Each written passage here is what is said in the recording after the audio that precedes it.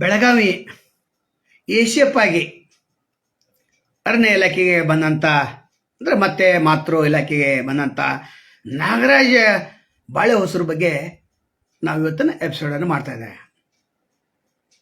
ನಾವೇನು ಕೇಳ್ತೇವೆ, ಈತ ಅರಣ್ಯ ಕಾಯ್ಲಿಕ್ಕೆ ಬಂದಿದ್ದಾರೋ ಅಥವಾ ಐಷಾರಾಮಿ ಜೀವನ ನಡೆಸಲಿಕ್ಕೆ ಬಂದಾರೋ ಹೇಳಬೇಕಾಗ್ತದೆ. ಆದರೆ ಇಲ್ಲಿ ಬೆಳಗಾವಿ ತಾಲೂಕಿನ ಬಿಡಿ ಗ್ರಾಮದ ಗಿರೀಶ್ ಹೊಸೂರು ಏನಿದ್ರು ಈಗ ಹಿಮಾಚಲಕ್ಕೆ ಹೋಗಿದ್ದಾರೆ. ಆ ಮಾತು ಬೇರೆ. ಅವರ ಬೆಂಬಲಿಗ ಅಂದರೆ ಶಿಷ್ಯ.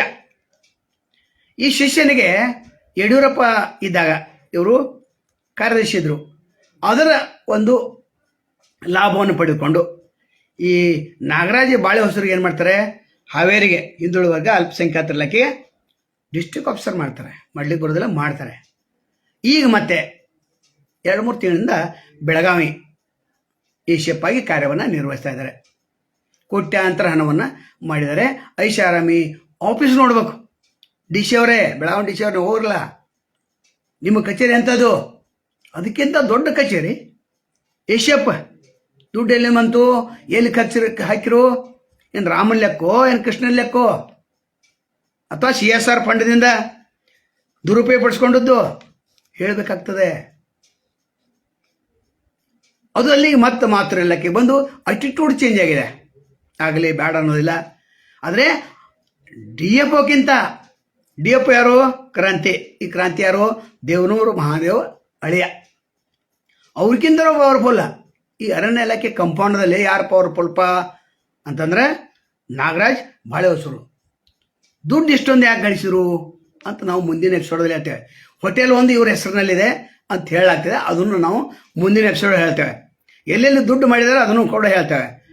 ಇನ್ನು ಉಸ್ತುವಾರಿ ಮತ್ತು ಜಾರಕಿಹೊಳಿ ಏನಿದಾರಲ್ಲ, ಅವ್ರ ಮನೆ ಮುಂದೆ ಮನೆ ಇದೆ, ಇರಲಿ ಬೇಡ ಅನ್ನೋದಿಲ್ಲ.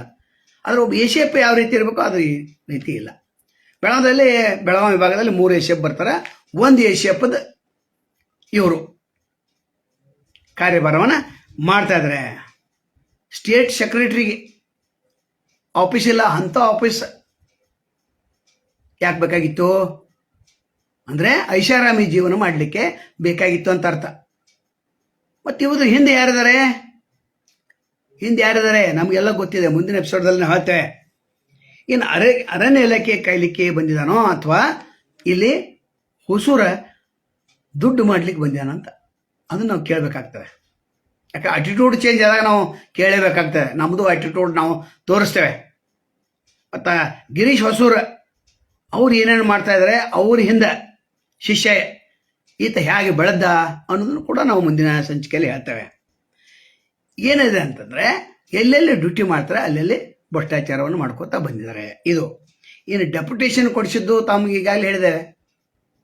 ಅಧಿಕಾರವನ್ನು ದುರುಪಯೋಗ ಪಡಿಸ್ಕೊಂಡನ ಡೆಪ್ಯುಟೇಷನ್ ಕೊಡಿಸಿದ್ದಾರೆ. ಇದೆಲ್ಲ ಕಥೆಯನ್ನು ನಾವು ಸವಿಸ್ತರವಾಗಿ ಹೇಳ್ತೇವೆ. ನಾವೇನು ಕೇಳುತ್ತೇವೆ ಅಂತಂದರೆ ಇನ್ಫೋಸಿಸ್ CEO ಆಗಬೇಕಾಗಿತ್ತು. ಹಂಗಾದ್ರೆ ಅಲ್ಲಿ ದೊಡ್ಡ ಕಚೇರಿ ಬೇಕಾಗಿತ್ತಂದ್ರೆ ಸಿಗ್ತಿತ್ತು. ಎಲ್ಲರೂ ಹಿಂಗೆ ಹಠ ಮಾಡ್ಕೊಂಡು ಕೂತ್ರೆ ಹೆಂಗೆ?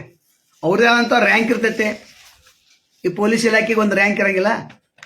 ಪೊಲೀಸ್ ಇರ್ತಾನ, ಹವಾಲ್ದಾರ್ ಇರ್ತಾನ, ಅದ್ರ ಮೇಲೆ SI ಇರ್ತಾನ, ನಂತರ PSI ಇರ್ತಾರ, ಇನ್ಸ್ಪೆಕ್ಟರ್ ಇರ್ತಾರ, DSP ಇರ್ತಾರ, ಮೈಕ್ 1 ಮೈಕ್ 2. ಅದಾದ ನಂತರ SSP ಅಂದ್ರೆ ಹೆಚ್ಚು ಸೇವೆ ಮಾಡಿದಂಥ SP-ಗಳು SSP ಅಂತಾರ. ಸೀನಿಯರ್ SSP ಆದ ನಂತರ AIGP, ಅದ ನಂತರ DIG, ನಂತರ ADGP, ನಂತರ DGP. 6-8 ಜನ ಇರ್ತಾರೆ. ಅದರಲ್ಲಿ ಒಬ್ಬರನ್ನು ನೇಮಿಸಿರ್ತಾರೆ. Same cadre ನೇಮಿಸಿರ್ತಾರೆ. ಈಗ ಯಾರಿದ್ದಾರೆ? DG and IGP MA Salim ಇದ್ದಾರೆ.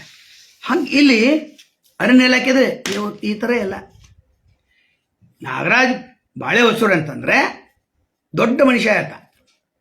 ನಾವು ಕೇಳ್ತೇವೆ, DFO ಕೇಳ್ತೇವೆ. DFO ಅವರು ನೀವು ಗಮನಿಸಿದ್ರ? ನೀವು ಸರಳ ಸಜ್ಜನ, ನಮ್ಗೆ ಗೊತ್ತಿದೆ. ಆದರೆ ಇವರ DFO ಅಂತ ವರ್ತನೆ ಮಾಡಿದರೆ ಅಲ್ಲಿ ಮುಂದಿನ ಅವರ ಗತಿ ಏನು? ಸಂಪೂರ್ಣ ಅಂತ ವರದಿಯನ್ನು ಇನ್ನೊಂದು ಎಪಿಸೋಡಲ್ಲಿ ನಾವು ಹೇಳ್ತೇವೆ.